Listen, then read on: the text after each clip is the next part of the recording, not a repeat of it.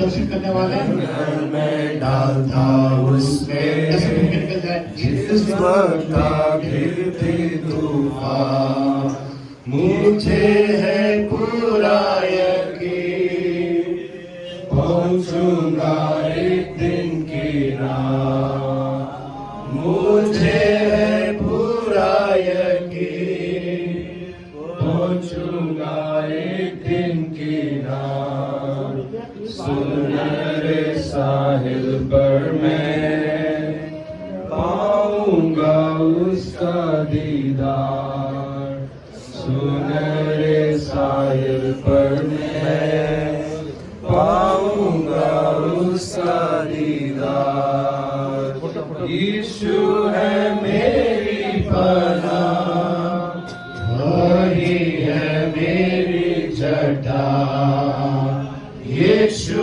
है मेरी पनाह वही है मेरी चट्टान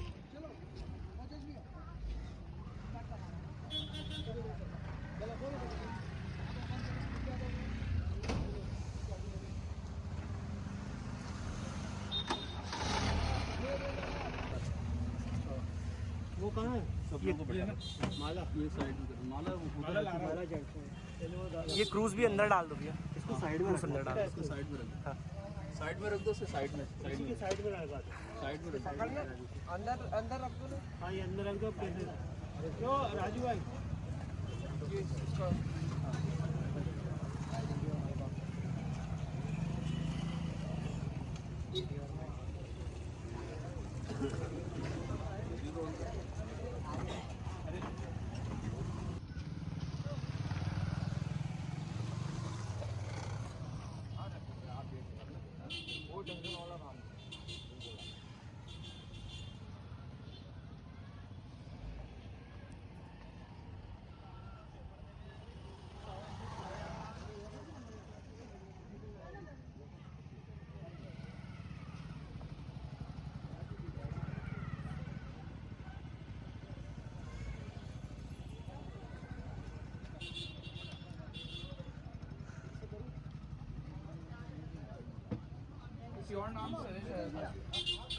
Ready now.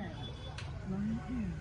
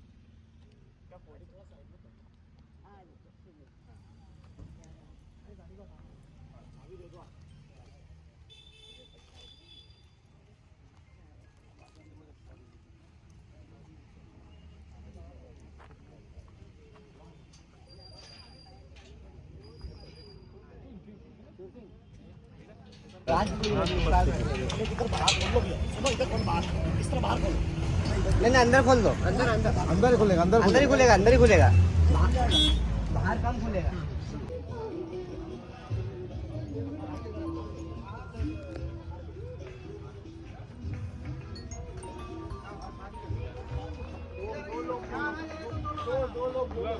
हेलो हाँ सुशांत भैया और आकाश भैया का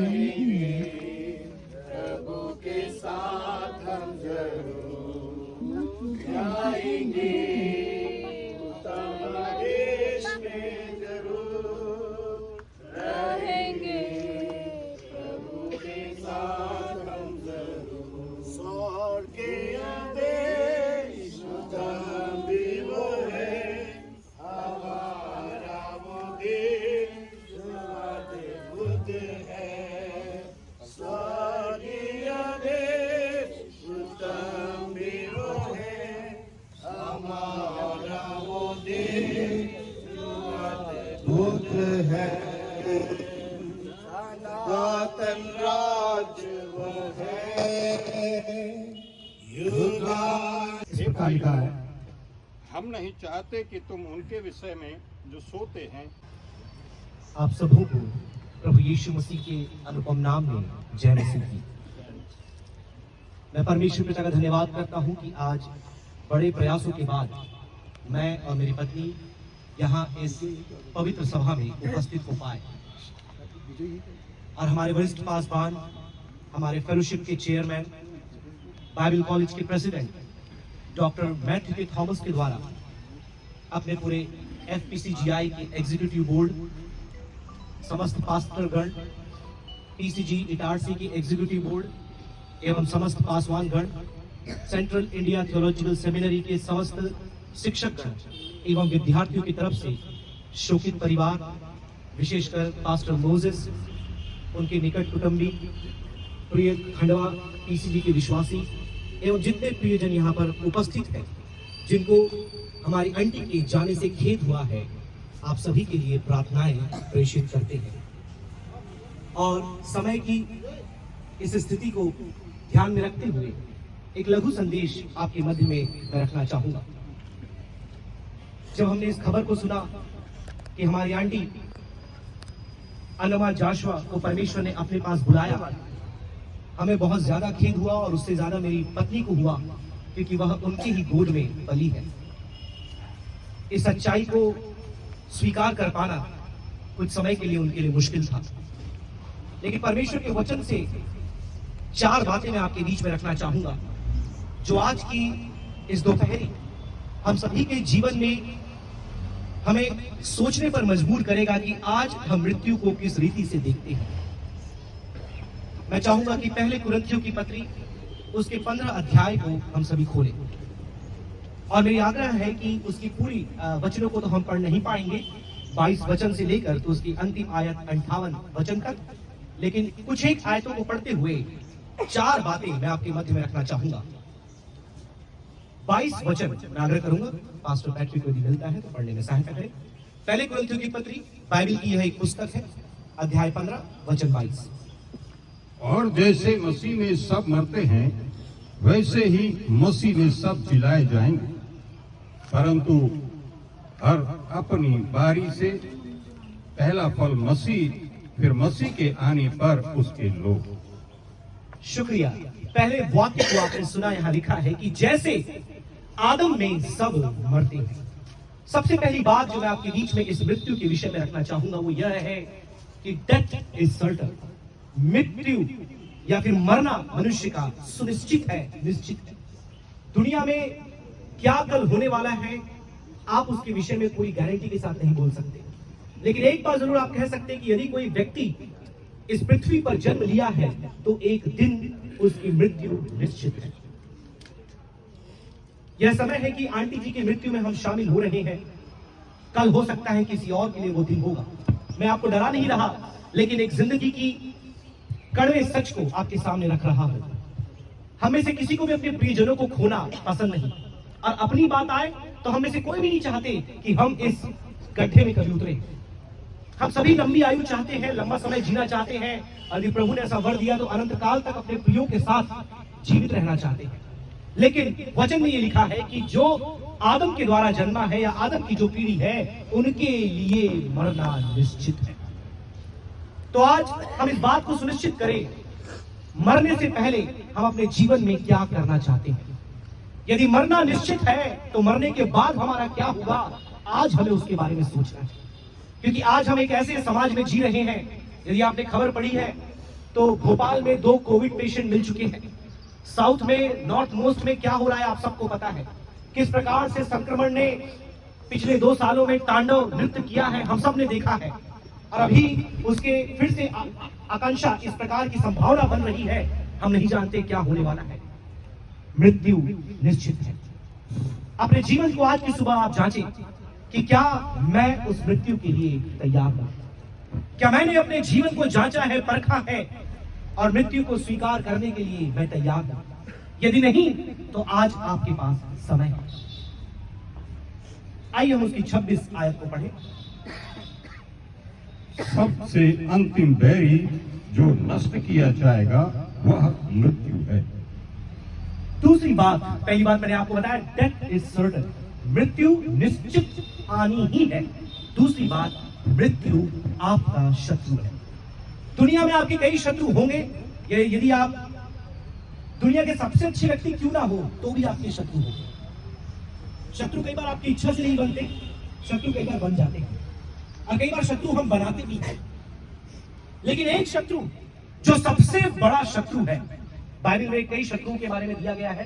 संसार भी आपका शत्रु है, शैतान भी आपका शत्रु है, और यहाँ पर जो कलाम हमने पढ़ा पहला कुरिन्थी 15, ये हमें बताता है कि मृत्यु हमारा शत्रु है। मृत्यु शत्रु क्यों है? क्योंकि परमेश्वर की अनंतकालीन योजना में जब उसने आदम और हवा की सृष्टि की, अदन की वाटिका में, मृत्यु परमेश्वर की योजना का भाग नहीं था। मृत्यु मानव जगत में पाप के द्वारा है। मुझे पता है कि बहुत से अन्य समाज के प्रिय भाई बहन बंधुगण यहाँ पर हैं, इसलिए मैं आपको ये बताना चाहूंगा कि आखिर यह मृत्यु मानव जीवन में या मानवता में कहां से आया? पाप क्या है? परमेश्वर ने अदन की वाटिका में आदम और हवा को बनाया और उन्हें आज्ञा दिया कि तुम्हें ये नहीं करना है, और उस आज्ञा का उल्लंघन उनके जीवन में पाप को लेकर के आया। एक फल जिसे परमेश्वर ने खाने के लिए मना किया था, अनेकों फल उनके सामने थे, लेकिन मनुष्य ने वही चुना जो उनके लिए मृत्यु को लेकर के आया। और उस एक आज्ञा के उल्लंघन के द्वारा मानव जाति में मृत्यु एक व्यक्ति के द्वारा प्रवेश कर गया, वो था आदम। और तब से लेकर तो आज तक हम उस मृत्यु के गवाह ठहरे हैं। हम में से बहुतेरे हमारे प्रिय उस मृत्यु की आगोश में सो चुके हैं, और ये समय था हमारी प्रिय आंटी जी के लिए कि हम उन्हें मृत्यु को प्राप्त करता हुआ देख पाए। कि ये मृत्यु जो परमेश्वर की योजना में नहीं था, आज हमारे लिए जिंदगी का अंत बना है, क्योंकि ये हमारा शत्रु है। हम कितना भी प्रयास करें इस मृत्यु से बच नहीं सकते, लेकिन धन्यवाद हो हमारे उद्धारकर्ता प्रभु यीशु मसीह का। मैं आगे उस बिंदु में आपको बताऊंगा जिसने मृत्यु पर भी जय पाया है। आइए हम तीसरी बात देखें। पहली बात मैंने आपको बताया, मृत्यु निश्चित है, हम सबके जीवन में मृत्यु आना है, कोई भी अमर हमारे बीच में नहीं है। दूसरी बात, ये मृत्यु कैसे मानव जगत में आया, ये आपका शत्रु कैसे बना, यह पाप के द्वारा हुआ, और आज भी उस पाप को हम मानव जाति में देख सकते हैं। परमेश्वर की आज्ञाओं का उल्लंघन, वचन में देखें तो 616 के 13 के लगभग आज्ञाएं दी गई है, और अनेकों आज्ञाएं परमेश्वर ने हमें दिया। जब जब हम उसकी आज्ञा को तोड़ते हैं, उसकी आज्ञा का हम उल्लंघन करते हैं, और हम अपने आप को पाप के अधीन करते हैं।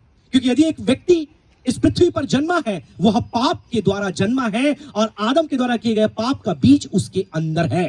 और हम सभी, चाहे हम कितने भी अनुष्ठान कर ले, कार्यक्रम कर ले, पाप शुद्धि के लिए जितने भी आपको क्रियाकलाप करने हैं आप कर ले, कर्मकांड कर ले, लेकिन आपके पाप से मृत्यु आपको नहीं मिल सकती। एक दिन आपको मृत्यु को प्राप्त करना ही है। ये दोनों बातें हमें तीसरी बात की ओर अग्रसर करती है। मैं आग्रह करूंगा उसकी 42 आयत को पढ़ने में साहब। मुर्दे का जी उठना भी ऐसा ही है। शरीर नाशवान दशा में बोया जाता है और अविनाशी रूप में जी उठता है। यह हमें तीसरी बात की ओर लेकर चलता है कि हाँ, मृत्यु निश्चित है, हाँ, मृत्यु हमारा शत्रु है। लेकिन तीसरी बात जो बहुत ही खूबसूरत और एक आश्चर्य कर्म है कि मुर्दों का जी उठना भी ऐसा ही है। शरीर नाशवान दशा में बोया तो जाता है, लेकिन अविनाशी दशा में जी उठता है। आमीन, हालेलुया। जो विश्वासी है उनके लिए एक आशा का वचन है। हाँ, हमारी आंटी आज हमारे बीच से चली गई। मैं ये बोलूंगा वो अनुग्रह के आयु में जी रही थी, क्योंकि वचन के अनुसार 60-70 साल और 80 साल है, और ये परमेश्वर के अनुग्रह के कारण अतिरिक्त आयु हमें मिलती है। लेकिन एक दिन वचन के अनुसार ये लिखा है, भले ये नाशवान दशा में बोया तो गया है, लेकिन अविनाशी दशा में एक दिन जी उठेगा। आमीन, हालेलुया। ये आशा पास्टर मोसेस के लिए, मिसेस मोसेस के लिए, उनके बच्चों के लिए, निकट कुटुंबियों के लिए, कलीसिया के प्रियों के लिए, सबके लिए है जो आज अपने आंखों में आंसुओं को लिए खड़े हैं कि एक दिन हम आंटी से मुलाकात करेंगे। नाशवान दशा में वो बोए तो गए हैं, लेकिन अविनाशी दशा में वो काटे जाएंगे, उठाए जाएंगे। आमीन, हालेलुया। लेकिन ये सबके लिए नहीं होगा, ये केवल उनके लिए जो मसीह में है, जिनका विश्वास मसीह में है, जिनका जीवन मसीह में है, जिनके कर्म मसीह में है, और जो मसीह के लिए आज अपने जीवन को व्यतीत करते हैं। क्योंकि ये तीनों बातें हमें चौथी बात की ओर लेकर जाती है जो सबसे महत्वपूर्ण है आज के संदेश के लिए। मैं आग्रह करूंगा उसकी अंतिम ये आखिरी आयत होगी जो हम पढ़ेंगे, मैं आग्रह करूंगा उसकी 55 आयत और 56 आयत पढ़ने में सहायता। हे मृत्यु तेरी जय कहाँ रही? हे मृत्यु तेरा डंक कहाँ रहा? मृत्यु का डंक पाप है और पाप का बल व्यवस्था। आमीन, हालेलुया। मृत्यु का डंक पाप है और पाप के डंक व्यवस्था। लेकिन अब सुनिए ये जो वचन आगे लिखा गया है ये आपकी जिंदगी को हमेशा के लिए बदल देगा। पढ़िए उसकी 57 आयत। परंतु परमेश्वर का धन्यवाद हो जो हमारे प्रभु यीशु मसीह के द्वारा हमें जयवंत करता है। लेकिन परमेश्वर का धन्यवाद हो जो प्रभु यीशु मसीह के द्वारा हमें जयवंत करता है, क्योंकि उसने मृत्यु पर जय पाई है। आमीन, हालेलुया। आज भी प्रभु यीशु मसीह की कब्र खाली है, वह मृतकों में से जी उठा। प्रभु यीशु मसीह कौन है? आज से 2000 वर्ष पूर्व जब मानव अपने पाप में दशा में पड़ा हुआ था, परमेश्वर ने अपने इकलौते पुत्र प्रभु यीशु मसीह को इस पृथ्वी पर भेजा ताकि हम पापियों के लिए वो इस जगत में मानव रूप लेकर के आए, क्योंकि परमेश्वर कभी मर नहीं सकता। इसलिए उसने मानव रूप लिया कि मनुष्य के स्थान में वह उस मृत्यु को प्राप्त करे जिसके काबिल हम लोग थे।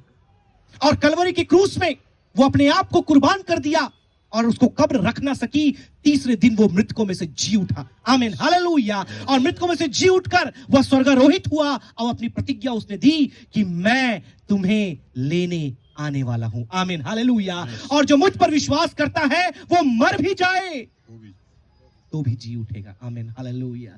जो मुझ पर विश्वास करता है वो मर भी जाए तो भी जी उठेगा, क्योंकि एक दिन आने वाला है जिस प्रकार से वचन आपके बीच में पढ़ा गया थिस्सलुनीकी की पत्री से कि बादलों पर हमारा उद्धार करता प्रभु यीशु मसीह आएगा। जितने लोग मरे हैं कब्र खुल जाएंगी और मृतक परिणित देह में मसीह के साथ उठाए जाएंगे, और हम जो जीवित हैं वो बादलों पर यीशु के पास उठा लिए जाएंगे। आमीन, हालेलुया। उस तुरही का इंतजार हम सबको है। लेकिन एक प्रश्न के साथ आप लोगों को मैं अलविदा कहना चाहूंगा कि क्या आपने अपना जीवन प्रभु यीशु मसीह को समर्पित किया है?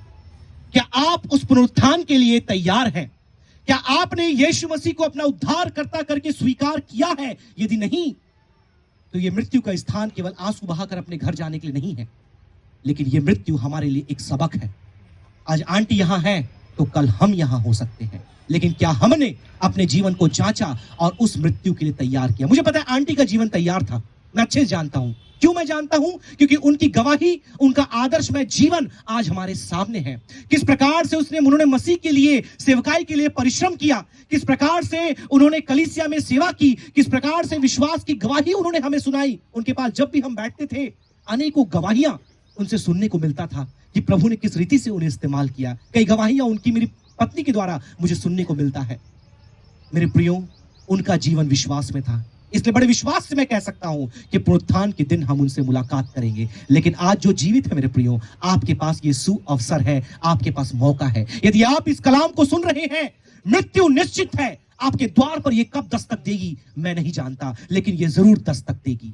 मृत्यु शत्रु है, वो आपका दोस्त नहीं, आपका शत्रु है। क्यों? क्योंकि मृत्यु पाप के द्वारा मानव जाति में आया और वो आपको अपनी आगोश में लेने के लिए तैयार खड़ा है। तीसरी बात, ये मृत्यु मेरे प्रियो परिणित है, रिवर्सिबल है, रिवर्सिबल। ये मृत्यु ऐसा ही नहीं रहेगा, एक दिन आंटी उठ खड़ी होगी। आमीन, हालेलुया। उस दिन का इंतजार हम सबको है, बिकॉज डेथ इज रिवर्सिबल। मृत्यु परिणित है, रूपांतरित होने वाली है, ये एक दशा में नहीं रहेगी। अंतिम बात, Christ has conquered the death. Yeshu ने मृत्यु पर जय पा लिया है, और जबकि उसने जय पा लिया है हम भी जय पाएंगे। ये हमारी धन्य आशा है। आमीन, हालेलुया। इसलिए आज दुख तो हो रहा है आंटी को छोड़कर जाने का, लेकिन खुशी इस बात की है इस दुनियावी दुख से वो आजाद हो गई, इस मरणहार देह के पीड़ाओं से वो आजाद हो गई, इस नश्वर देह की वेदनाओं से आज वो स्वतंत्र होकर असीम शांति और विश्राम में परमेश्वर की प्रवेश कर गई, अपने पुनरुत्थान की बाट जोहते हुए। आमीन, हालेलुया। मेरे प्रियो, आइए हम अपने जीवन को जांचें। परमेश्वर का वचन संदेश तो यहां समाप्त होता है, लेकिन पवित्र आत्मा का कार्य हमारे दिलों में समाप्त ना होने पाए। ये वचन गुंजन करे कि क्या मेरा विश्वास मसीह यीशु पर है, क्या मैंने अपने पापों से फिरकर मसीह का बपतिस्मा लिया है, और क्या मैं भय भक्ति के साथ उसकी आज्ञाओं को मानते हुए आज विश्वास के साथ मसीह में जीवन व्यतीत कर रहा हूं। यदि नहीं तो there is a question before you कि मरने के बाद आपका क्या होगा। इस लघु संदेश के द्वारा प्रभु आप सबों को बहुत आयत से आशीष दे। फिर से एक बार मैं आपको यह आश्वासन देता हूं कि हमारी कलीसिया, हमारे वरिष्ठ पासवान डॉक्टर मैथ्यू के थॉमस, हमारे पूरे जो कॉलेज के स्टूडेंट्स हैं, शिक्षक हैं, लगातार आपके लिए, आप सभी के लिए प्रार्थना करते रहेंगे। और हमारे ये शुभ हमेशा ये प्रयास है, कभी आपको हमारी जरूरत पड़ी आप हम तक पहुंच सकते हैं। We are always there for you. God bless you. Praise the Lord. थोड़ी बेला को प्रभु के हाथ में समर्पित करते हुए आगे की सेवा को मैं पास्टर जोसेफ के हाथ में देना चाहता हूं।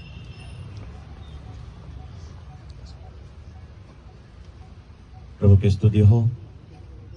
ये सभागाय के अंतिम चरण में हम पहुंचे हैं। वे जो निर्धारित जो वचन सौंपेंगे, वचन अभी पढ़ सकते हैं। 1 2 3 करके दे दीजिए। पहला कुरिन्थी 15 अध्याय का 12 से 26 तक। इसलिए जबकि मसीह का यह प्रचार किया जाता है कि वह मरे हुओं में से जी उठा, तो तुम्हें ऐसे कितने कैसे कहते हैं कि मरे हुओं का पुनरुत्थान उसने चुना है, जाएंगे उत्तम देश में जरूर रहेंगे, प्रभु के साथ हम जरूर जाएंगे, उत्तम देश में जरूर रहेंगे, प्रभु के साथ हम जरूर। स्वर्गीय देश उत्तम है, हमारा वो देश जो अद्भुत है। स्वर्गीय देश हमारा वो देश जो अद्भुत है, अद्भुत नगर वह है, ईश्वर की रचना है, दृढ़ता से नींव डाले इस देव किया है, जाएंगे उत्तम देश में जरूर रहेंगे, प्रभु के साथ हम जरूर जाएंगे, उत्तम देश में जरूर रहेंगे, प्रभु के साथ हम जरूर। स्वर्गीय देश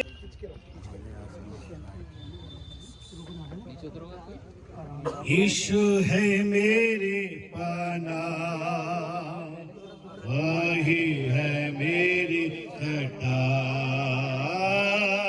यीशु है मेरी पाना, वही है मेरी छटा, लंगर में डालता उसमें जिस वक्त घिरती तूफान, लंगर में डालता उसमें जिस वक्त घेरती तूफान, यीशु है मेरी पाना, कोई है मेरी चटा, लंगर में डालता उसमें जिस वक्त घेरती तूफान, दुनिया के इस सफर में फिक्र का जब होता सो, दुनिया के इस सफर में फिक्र का जब होता सो, ईश्वर है कि झटके से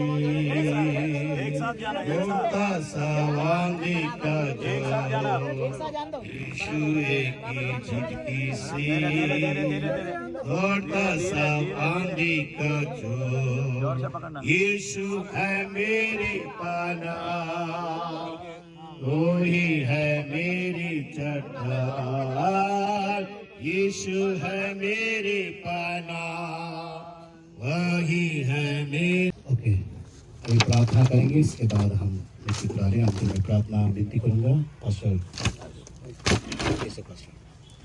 प्रार्थना करें। हमारे प्यारे प्रभु जी, हम आपको धन्यवाद देते हैं इस पार्थिव शरीर को मिट्टी में सौंप दिया प्रभु जी।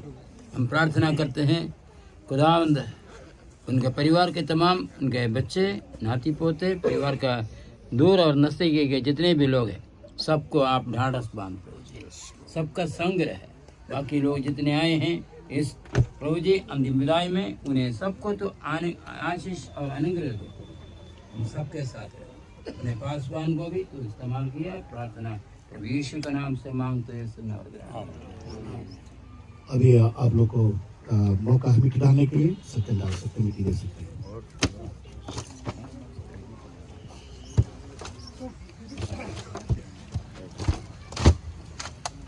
और हमारे बीच में भाई राजू है, वो दे सकते तो हमारे बीच में। सभी को जय मसीह की। मैं इस परिवार की ओर से आप सभी का धन्यवाद देना चाहता हूँ। इस दुख के वेला में सभी पासवान, सभी चर्च के विश्वासी, पड़ोसी जन, प्रत्येक ने इस दुख समय में हमें हमारी मदद की और इस सभा में शामिल होने में आपने हमारे साथ दिया, इसलिए हम आपका बहुत बहुत दिल से आभार व्यक्त करता हूँ। धन्यवाद। सूचना इस प्रकार है, भाई जो कंडोलेंस मीटिंग है 1 तारीख शाम को पीसीसी चर्च में रखकर होगी। आप सभी उसमें सादर आमंत्रित हैं। जितने भी यहाँ पर माता की अंतिम विदाई में उपस्थित हैं, जो विदूरों से आए हैं, उन सब के लिए यहाँ से कुछ दूरी पर ग्लिट्सी ब्यूटी पार्लर के उस बिल्डिंग में हॉल पर आप सबों के लिए भोजन की व्यवस्था की गई है। कोई भी बिना भोजन ग्रहण किए ना जाएं, आप सबके लिए व्यवस्था की गई है। जितने लोग बाहर से आए हैं और उन सब के लिए सारा प्रबंध किया गया है। आप सब उसमें शरीक होकर अभिदा हैं।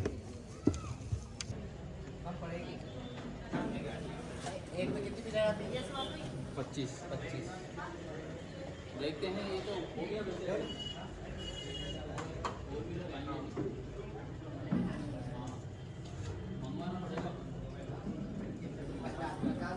कितना 3 मिनट चले